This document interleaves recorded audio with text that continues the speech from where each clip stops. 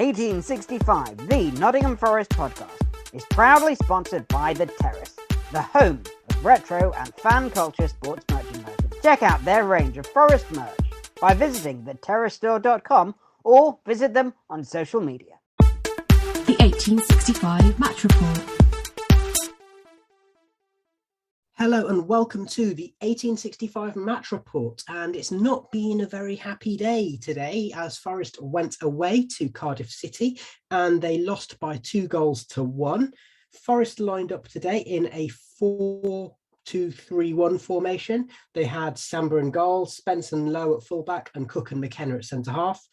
And then Lewis Grabban was up front with Zinkernagel coming in the deeper position as Keinan Davis had been poorly for a couple of days. So it meant that Grabban was leading the line. And of course, alongside him, he had Brennan Johnson. And in the midfield, we had a combination of Yates and Colback with Garner in a slightly more advanced position. I'm joined today by Stephen Topless to talk about the match. And let's be honest, Stephen, it couldn't have got off to a much worse start, could it? Nope. 5 minutes in, we give the ball away to a striker who has literally today just signed for Cardiff. He has free run on goal and slots it into the bottom corner. And yeah, it's a nightmare start away from home after 5 minutes. There are a couple of things that go wrong with the goal. First of all, McKenna giving the ball away how he does. And then Steve Cook covering, but he doesn't really cover. You can see McKenna almost ushering him to come across and come into Hugill's path as he chases towards goal. But it seems as if Cook was more worried about the player behind him rather than trying to snuff out the immediate danger of Hugill. Because at that point, McKenna was not in the game. Hugill was gone and he wasn't going to catch him. So Cook kind of got caught. I think he wanted to stay with his original man, and in doing so, just gave Hugill the freedom of the penalty area to put the ball away. And it was 1-0, and it was a disappointing goal to concede and one that was really avoidable. Yeah, I would definitely agree. And like you, I was giving the ball away. It happens. And the way that Forest play under Cooper, he wants the players to be a little bit daring. And so it will happen occasionally you give the ball away. We've seen instances of it in other matches. Worrell's done the same. Cook's done the same. However, when Hugill got away with a head start, Hugill's not quick, but McKenna couldn't catch up. And yeah, you're absolutely right. McKenna gestured to Cook, come across. Now, I am no great footballer. I don't even play anymore. But having played as a defender, the one thing that I always know is that in that situation, you go to the ball because you can mark the man, but if you're leaving another player free with the ball and a clean run on goal, then that's much more dangerous. If he'd gone across, he forces Hugill to try and do something. As it was, Hugill had all the time in the world, and he's had a torrid time at West Brom. But Hugill is a proven championship goal scorer. So you don't give a proven championship goal scorer an absolute free run on your goal and expect to get away with it. And basically we got what we deserved with that one, didn't we, Stephen? We did. And it's funny because I expected Hugill to score today because he is the kind of striker that tends to have success against Forest, big and burly, strong in the air. So I was just expecting some kind of headed goal at some point in the game from him. So to concede one like that wasn't really expected. And I don't know if I'm more disappointed by that. At least with the headed goal, is something he's good at and it's one of his strong points. Whereas you're allowing him a clean run on goal and the opportunity to score one-on-one with the keeper. In a way, it's that bit more disappointing. And yeah, I think we're going to look back on that goal and analyse that, and the team will as well, and they'll know that simply wasn't good enough defending from the team there. Yeah, and Forest, it reminded me quite a lot of the Middlesbrough match, actually, whereby, look, Cardiff were doing really well. They'll be well pleased with their performance because they did what they had to do against Forest. Tactically, they'd thought about it. They'd obviously worked hard, come up with a game plan. And that game plan included harrying and harassing Forest on the ball at every opportunity, pressing high up the pitch against us. And so in that sense, yeah, it's like what Wilder got Borough doing on Boxing Day. what I would also say is the other thing that was reminiscent is that meant that Forest had very little fluency. And the one semblance of a chance that they had was when Brennan Johnson did a bit of Brennan Johnson magic down the right-hand side, got down to the byline. He put the ball across the 6-yard area. And it was notable that there were Cardiff players getting there first ahead of Forest players, despite the slight deflection it took on the way through. I would hope that Forest would be attacking the ball a bit more. You saw Zinkernagel on the left of the box, and he just didn't seem to be. Grabban was the one who retrieved it because he was actually the deepest of the forward players there, and he was supposed to be leading the line. So even with that move, I thought there were a few. It showed that it wasn't quite going the way we'd hoped, I would say. And I'm going to ask you, Stephen, were you surprised that Forest went with a back four today? And just as importantly, were you surprised that they stayed in the 4-2-3-1 rather than maybe switching up formation-wise? So no, I'm not surprised on the basis of the personnel available. I think that almost dictated the move to a four. And I think when we did play Ryan Yates in that back three, we struggled a bit. It didn't quite work. So I think that might have put Cooper off putting him there again. Although funnily enough, due to Cook's injury at the end and being down to 10 men, Yates ended up being one of the two centre halves alongside McKenna. So it's been one of those days where I think whatever we were doing just wasn't coming off, and it was indicative across the team. The point you mentioned there about players not being first to the ball in the penalty box when a ball's being played across, I think that was happening all over the pitch. The Cardiff were first to the ball, chasing, harrying, and Forest just weren't doing that. And that was a key reason why we never really got a foothold in the game. And so that suggests that, Cardiff had that game plan. They, like you'd mentioned, Hugill was signed a matter of hours before, it was rubber stamped a matter of hours before kickoff. They've actually signed a number of players, one of whom was Alfie Doughty, who's playing left wing back. And he had a very effective match as well, and kept Brennan Johnson and Jed Spence fairly quiet on that side, along with Mark McGuinness, who's the left-sided centre half. Forest left as an attacking force was very, very quiet, I thought. Zinkernagel barely got a touch of the ball in the 60 minutes or so before he was subbed.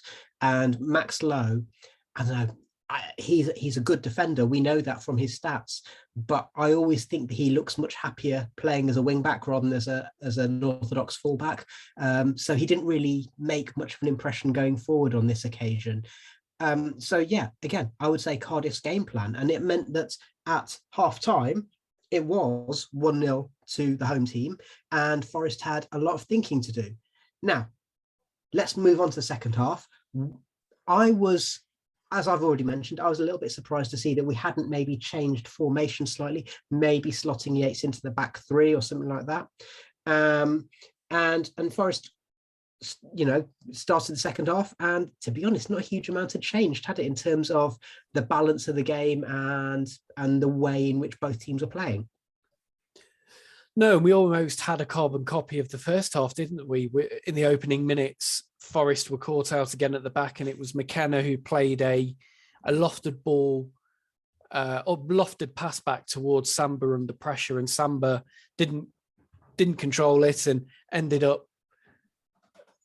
Well, it's a good job the ball wasn't on target, put it that way, and it drifted wide of the post, because that could have been 2-0 and again set the tone for the second half. Forest were not at it, and we needed to come out at the beginning of that second half more on the front foot.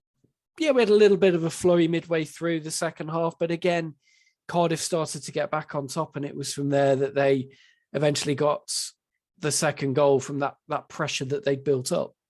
Yeah, I mean, with that McKenna back pass, Samba ended up, he couldn't, I think his instinct was he wanted to kind of grab it out of the air, but obviously he realised he couldn't. And he ended up doing nothing and just watching it. And again, a little bit reminiscent of the Middlesbrough match with Ryan Yates' disastrous own goal there.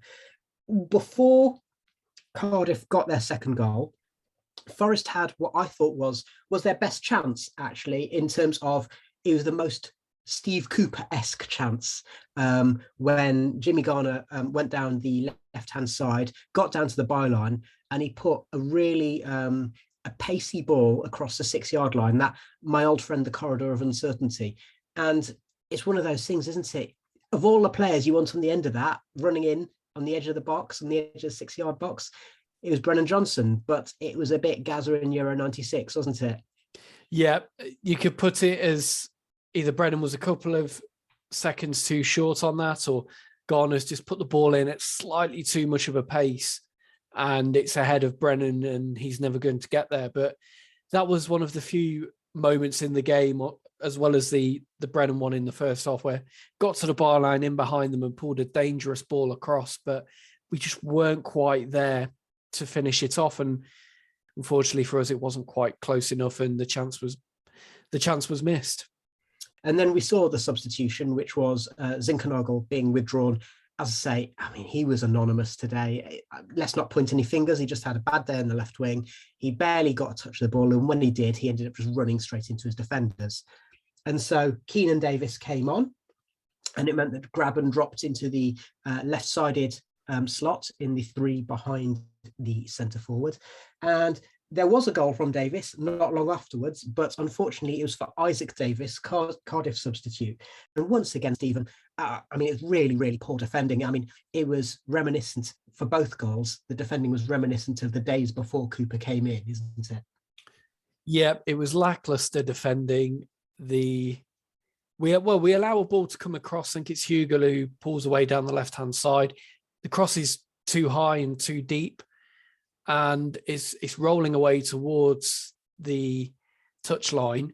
And the Forest players seem to switch off. They think the ball's going out of play and they're almost getting ready for the next phase to prepare themselves for the throw-in. But Cardiff player gets across and keeps the ball in play. Max Lowe is there, but he doesn't go to the ball enough to actually stop the cross coming in or stop the player doing something. Rolls it inside.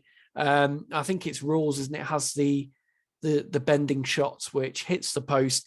I mean, this is unlucky where it hits the post, hits the back of Samba and drops straight to the Cardiff player Davis in the middle of the penalty area, and all he has to do is tap it in. So that bit was a little bit unlucky, but before that it was sloppy and it was avoidable. And that was another example of where we just weren't on our game today, because players should have been reading that situation and been alive to stop the ball coming in and just do the basics, which they didn't do in that situation. Yeah, and one of the bits that you missed out actually is that the initial attack where Hugill put the cross in stemmed again as a result of us losing the ball in the middle third. So it was Ryan Yates who got robbed, and it's one of those whereby as the player who's been robbed, you look at the referee asking for a free kick, but there's nothing in it. The thing that really annoyed me was the dawdling, like you say. It was a lackluster response. That first phase, Max Lowe should have been busting a gut to close down the player on the wing. And then even in the second phase, once the shot had gone in, yes, it hit Samba and there's nothing the keeper can do about that. But there's three Forest defenders. You've got McKenna, Cook and Spence, and they're all standing there in a line, sort of level with the penalty spot, watching as Isaak Davies has enough time for it to take a touch and then bundle it in. And they're all standing there looking at each other. And a player like Steve Cook and a player like Scott McKenna, I'd usually be expecting them to absolutely be tearing it up to get to that ball first. And they weren't today. And that was symptomatic of that lack of energy and that lack of thought that Forest were showing for probably 88 out of the 90 minutes today. Would you agree? Yeah, there was no purpose in our play. There was no cohesion, no understanding. And they did at times they looked like a team of individuals. The way that, like you say there with the defending, nobody's taking responsibility for the defending as a whole. No team, everybody's pointing fingers and, well, you should have been there. Where were you? And that's we haven't seen that from this Forest team, certainly not for a long time. And McKenna and Cook are experienced defenders and actually haven't put a foot wrong since they've played together. So it was just really disappointing to see such sloppy phases of defending from Forest today. And I think you do need to give Cardiff credit for the way that they played. They had a plan, they worked hard, and they did the basics very well. and made life difficult for us, but they didn't have to do a great deal to go 2 goals in front. And for me, that's the most disappointing and frustrating thing about the game, is that we've essentially thrown points away there in situations that were avoidable. Just a quick word about Joe Rawls, who I think is a decent Championship midfielder. As we saw today, he's got a really strong left foot on him. He wears number 8 and he plays like a number 8. Was he lucky to have not been in the book in the first half and again in the second half? I cannot believe he wasn't at least booked today. Could have even been sent off for the late follow through. I think it's on Yates. He follows through with a tackle and feet studs are high. Frustrating one, that, because when players are allowed to get away with those kind of fouls and they go unpunished, and teams as well. I think it happened across the whole of the Cardiff team. They were allowed to get away with quite a few robust tackles that perhaps Forest were not being allowed to get away with. I remember there was a booking for Colback not long after a Cardiff challenge, which was exactly the same as his, but Colback's the one who gets booked. So it's moments like that. It stops the game, it disrupts the game. And if one team's getting away with it more than the other, that it does create an imbalance. But the referee wasn't to blame for the defeat, I have to say. That was on Forest. But on another day, I don't think Rawls should have been on the pitch. So I don't feel as strongly about this as you do, Stephen, but what I would say is the Colback booking is exactly what you'd expect a referee to do in that. Once the first third of the match is coming to an end, you make a booking of an away player to make the point that I'm in control of this match. Rawls, that first challenge, I thought it was a yellow, but he didn't get a yellow. He did get a word after the phase of play had ended. So the ref obviously knew something had happened, but chose not to punish it either because he didn't see it or for whatever reason. What annoyed me more was in the second half, right at the start of the second half, Rawls, having been spoken to, then committed another kind of almost yellow card. So come on, that's do your job there. He kind of evened it up because he gave Cody Drame a yellow card when he followed through a little bit on McKenna, but Drame, well, he slipped basically. So I thought that was quite a harsh yellow as well. And the second point I wanted to make is that Neil Warnock, as a Sky pundit, said, I want to give credit to the referee. Everyone's laughing because he never gives credit to a referee, but he goes, credit to the referee because he was in control. It's like, okay. You think what you need to, Colin. Yeah. Let's come back to the action on the pitch. So Forest did make another substitution. So Keinan Davis coming on at least gave us a focal point up front. It's interesting that's even after just a few weeks, him not playing showed us what we were missing by not having that focal point up front. Grabban was peripheral as the lone centre forward. Davis came on, and then Xande Silva came on for Jack Colback about 10 minutes later. And Xande Silva had a chance with 5 minutes of normal time to go. And it's one of those where, as I've said so many times, me and my missus, we sometimes will say the great thing about Forest is that they will keep going, whether having a good performance, a terrible performance, whatever. And if Silva had put this one away, who knows? I mean, we know what the final result was, but who knows what would have happened the other way. So it was him coming from deep, a 1-2 with Davis as that number 9 focal point, and a player in form just passes it into the back of the net. But he was trying too hard, wasn't he? Yeah, I think he wanted that top corner finished into the emphatic one that flies into the roof of the net and almost bursts it. It was a shame though, because that was one of the few moments of really cohesive play that Forest put together in the whole game. And I thought Xande Silva came off the bench and was actually quite lively. Certainly his movements and his speed impressed me, and he has got a knack of getting into some very decent positions. He did it against Barnsley as well the other night and had a shot. It was a good shot as well, crashed away off the post, which was a bit unfortunate. But tonight, he's blazed that one over the bar, and it's a shame because up until then he'd done everything right. The movement between him and Davis and the ball back into his path. So I agree with you. I think that was the most Forest under Cooper moment of the match. The only time that Forest managed to put a cohesive move together, as you say. There was a moment earlier in the second half where Yates got down the channel and put a ball across the 6-yard line, but the defenders got there first. Grabban was at the far edge of the 6-yard box. And those are the only 2 times that Forest managed to break the lines. I don't like using tactical terms because I'm not tactically minded enough to justify it, but Forest really struggled to get between those lines. And as we saw again before Cooper, sometimes the 4-2-3-1 can look quite rigid as a formation. And I think that happened again today. Now, in stoppage time, the 4th minute of 6, we did get a goal. Cardiff haven't kept a clean sheet for, I don't know, several centuries. And Jimmy Garner took a corner. Keinan Davis used his strength to hold off Perry and get to the ball before Sean Morrison. We always knew it was going to be a consolation at that stage, didn't we? But it's also very rare to see Forest score directly from a corner. It is. And Keinan Davis deserves some credit there because he's got up in the box with those big 6-foot Cardiff defenders and he's won the header and he's done everything you ask for in that situation.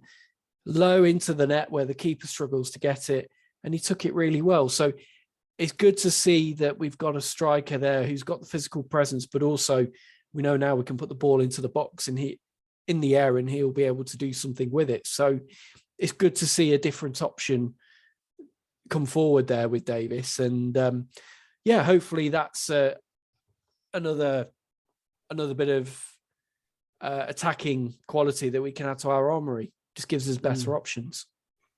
But as we said, we knew it was only going to be a consolation and Cardiff were quite easily able to see out the last 2 minutes. Perhaps just as much of a concern is losing Steve Cook and Lewis Grabban to injury. Now, Steve Cook, he came off with a calf injury. At the time, I thought it was tactical because I thought it was just a play to put on fresh legs in midfield with Cafu and let him run between the lines. But it turned out it's a calf injury. So maybe that explains a little bit about why Cook wasn't at the level we hoped. Maybe it's just a bit of fatigue after, 4 weeks of hard play in championship level, having not played much this season.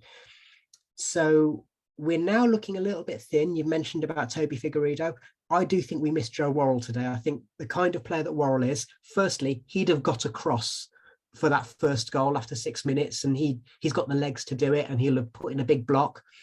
And even with the second goal, I think he'd have been yelling at the defenders, so maybe we wouldn't have been quite so static with that second goal. All conjecture, obviously, and Worrell was sat on the bench, probably kicking every ball figuratively. Now, Lewis Grabban looked a little bit more of a concern.